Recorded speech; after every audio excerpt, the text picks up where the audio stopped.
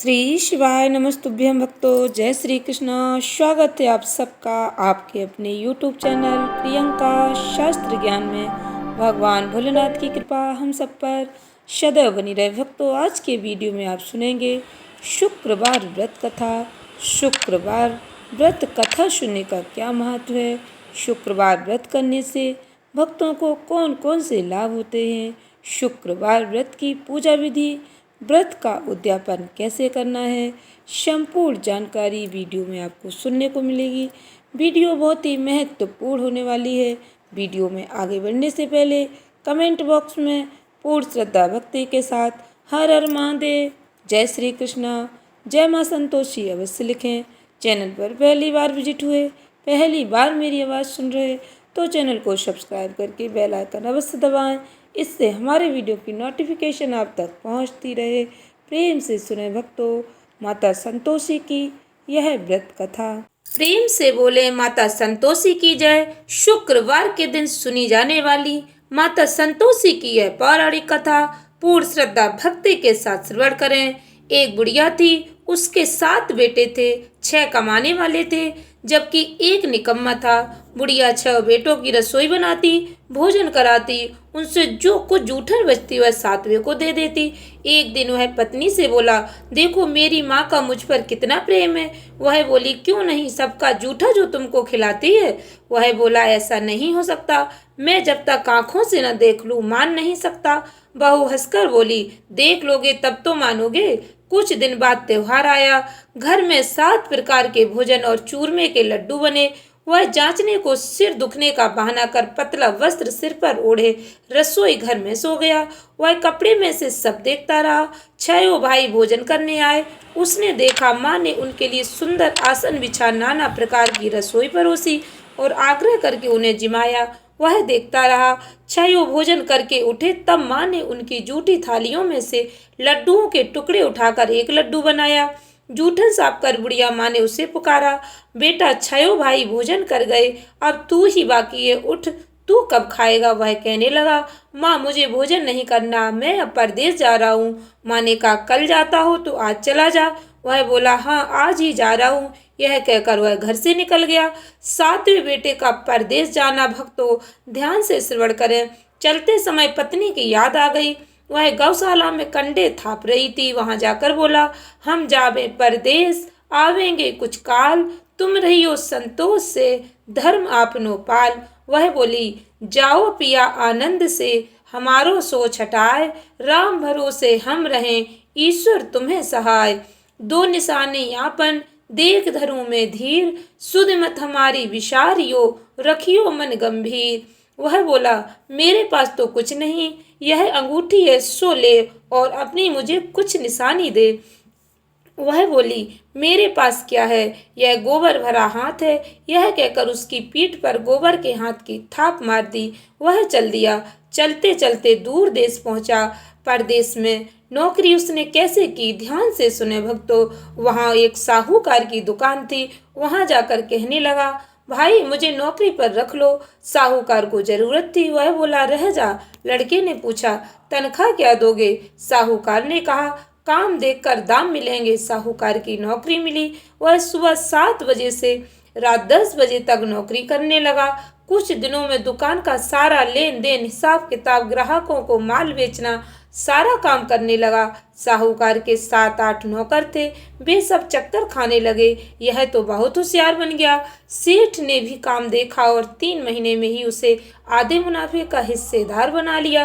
वह कुछ वर्ष में ही नामी सेठ बन गया और मालिक सारा कारोबार उस पर छोड़कर चला गया। पति की अनुपस्थिति में सास का बहू पर क्या अत्याचार हुआ, ध्यान से सुने भक्तों। इधर उसकी पत्नी को सास ससुर दुख देने लगे। सारी गृहस्थी का काम करा के उसे लकड़ी लेने जंगल भेजते। इस बीच घर के आटे से जो भूसी निकलती उसकी रोटी बनाकर रख दी जाती और फूटे नारियल की नारेली में पानी। एक दिन वह लकड़ी लेने जा रही थी। रास्ते में बहुत सी स्त्रियां संतोषी माता का व्रत करती दिखाई दी। संतोषी माता का व्रत देखकर वह वहां खड़ी होकर कथा सुनने लगी और पूछा, बहनों तुम किस देवता का व्रत करती हो और उसके करने से क्या फल मिलता है। यदि तुम इस व्रत का विधान मुझे समझाकर कहोगे तो मैं तुम्हारा बड़ा एहसान मानूंगी। तब उनमें से एक स्त्री बोली, सुनो, यह संतोषी माता का व्रत है। इसके करने से निर्धनता दरिद्रता का नाश होता है और जो कुछ मन में कामना हो सब संतोषी माता की कृपा से पूरी होती है। तब उसने उससे व्रत की विधि पूछी।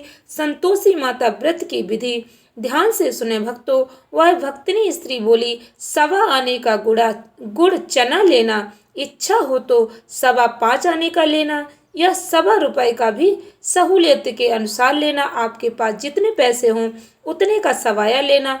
बिना परेशानी और श्रद्धा प्रेम से जितना भी बन पड़े सवाया लेना। प्रत्येक शुक्रवार को निराहार रहकर कथा सुनना। इसके बीच क्रम टूटे नहीं, लगातार नियम पालन करना। सुनने वाला कोई न मिले तो घी का दीपक जलाकर उसके आगे या जल के पात्र को सामने रखकर कथा कहना। जब कार्य सिद्ध न हो नियम का पालन करना और कार्य सिद्ध हो जाने पर व्रत का उद्यापन अवश्य करना। 3 मास में माता फल पूरा करती हैं। यदि किसी के ग्रह खोटे भी हों तो भी माता वर्ष भर में कार्य सिद्ध करती हैं। फल सिद्ध होने पर उद्यापन करना चाहे तो बीच में भी कर सकते हो। उद्यापन में 2.5 सेर आटे का खाजा, इसी के परिणाम से खीर चने का साग करना। 8 लड़कों को भोजन कराना। जहाँ तक मिले देवर जेठ भाई बंधु के हों, ना मिले तो रिश्तेदारों पास पड़ोसियों को बुलाना, उन्हें भोजन करा यथाशक्ति दक्षिणा दे। माता का नियम पूरा करना। उस दिन घर में खटाई न खाना। यह सुन बुढ़िया के लड़के की बहू चल दी। व्रत का प्रण करना और माँ संतोषी का बहू को दर्शन देना। भक्तों, पूर्ण श्रद्धा भक्ति के साथ सुने आगे की कहानी। रास्ते में लकड़ी के बोझ को बेच दिया और उन पैसों से गुड़ चना ले माता के व्रत की तैयारी कर आगे चली और सामने मंदिर देखकर पूछने लगी, यह मंदिर किसका है? सब कहने लगे, संतोषी माता का मंदिर है। यह सुनकर माता के मंदिर में जाकर चरणों में लौटने लगी। दीन हो विनती करने लगी, माँ मैं निपट अज्ञानी हूँ, व्रत के कुछ भी नियम नहीं जानती, मैं दुखी हूँ। हे माता जगत जननी मेरा दुख दूर कर, मैं तेरी शरण में हूँ। माता को दया आई।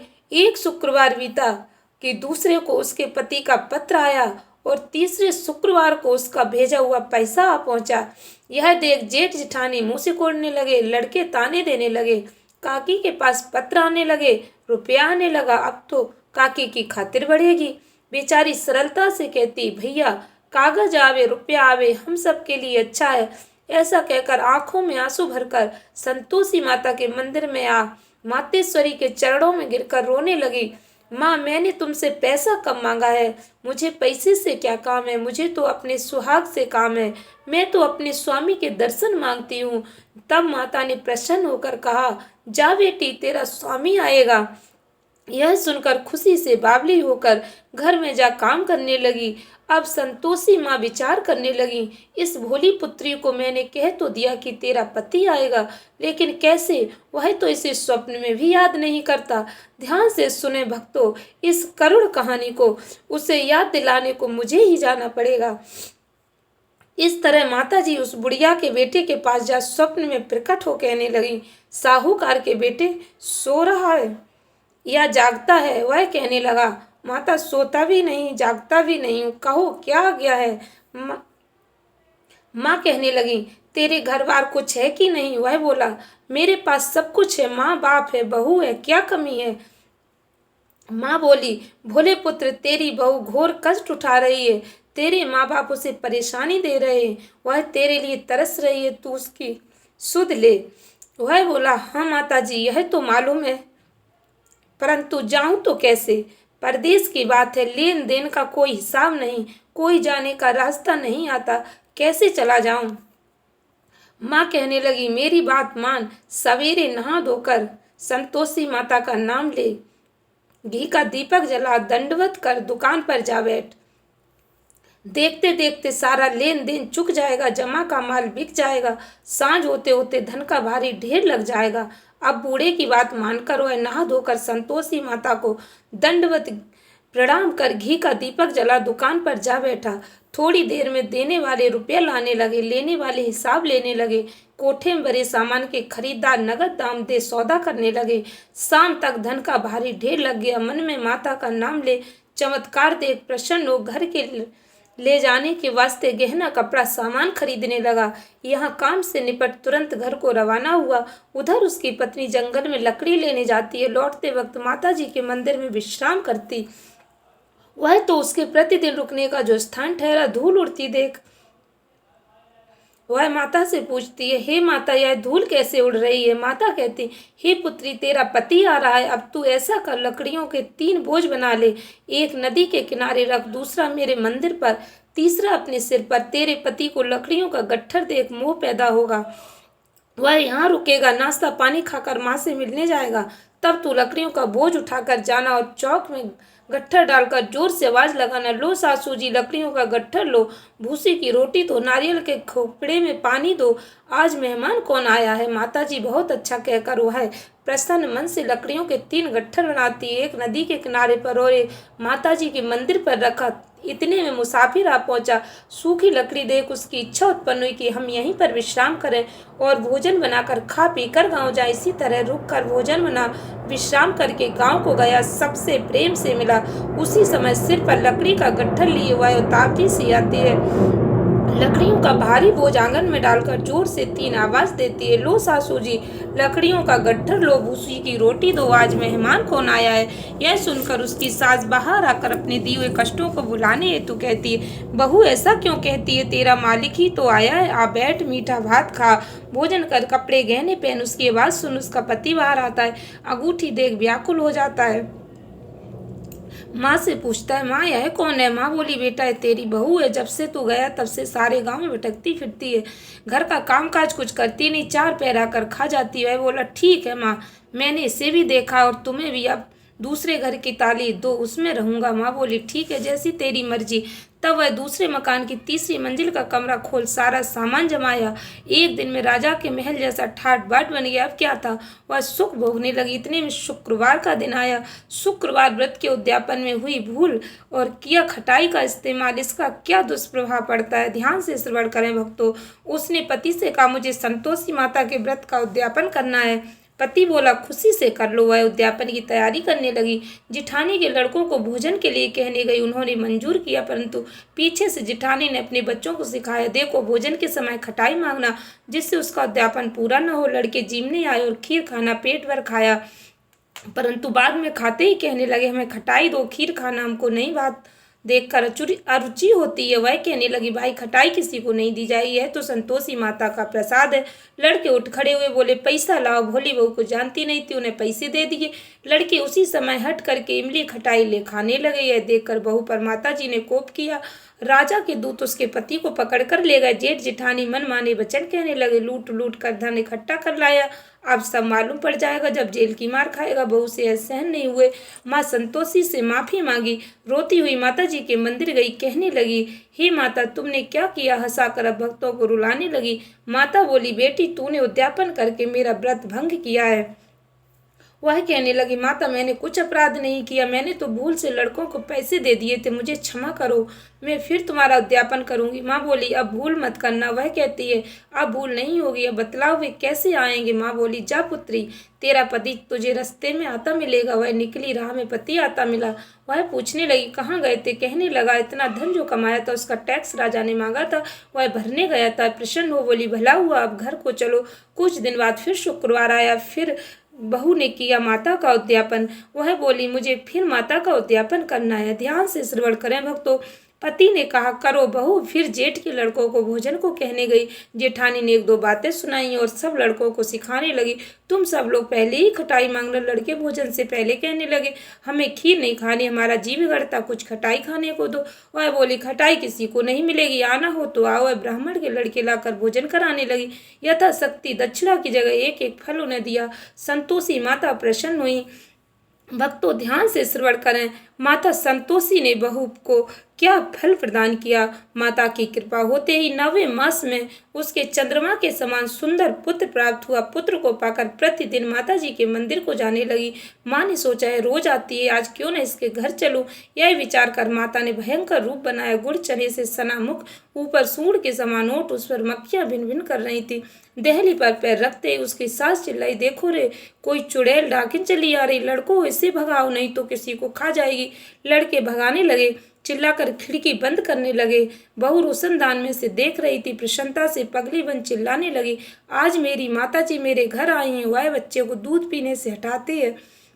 इतने में सास का क्रोध फट पड़ा। वह बोली, क्या उतावली हुई है, बच्चे को पटक दिया। इतने में माँ के प्रताप से लड़के ही लड़के नजर आने लगे। वह बोली, माँ मैं जिसका व्रत करती हूँ यह वही संतोषी माता है। सबने माताजी के चरण पकड़ लिए और विनती कर कहने लगे, हे माता, हम मूर्ख हैं, अज्ञानी हैं, तुम्हारे व्रत की विधि हम नहीं जानते। व्रत भंग कर हमने बड़ा अपराध किया है। जग माता, आप हमारा अपराध क्षमा करो। इस प्रकार माता प्रसन्न हुई। बहू को प्रसन्न हो, जैसा फल दिया वैसा माता सबको देना। जो पढ़े उसका मनोरथ पूर्ण हो, जो सुने उसका भी मनोरथ पूर्ण हो। बोलो संतोषी माता की जय।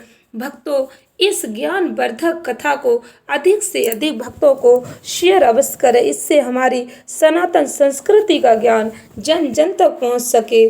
चैनल को सब्सक्राइब करें। धन्यवाद भक्तों। श्री शिवाय नमस्तुभ्यम।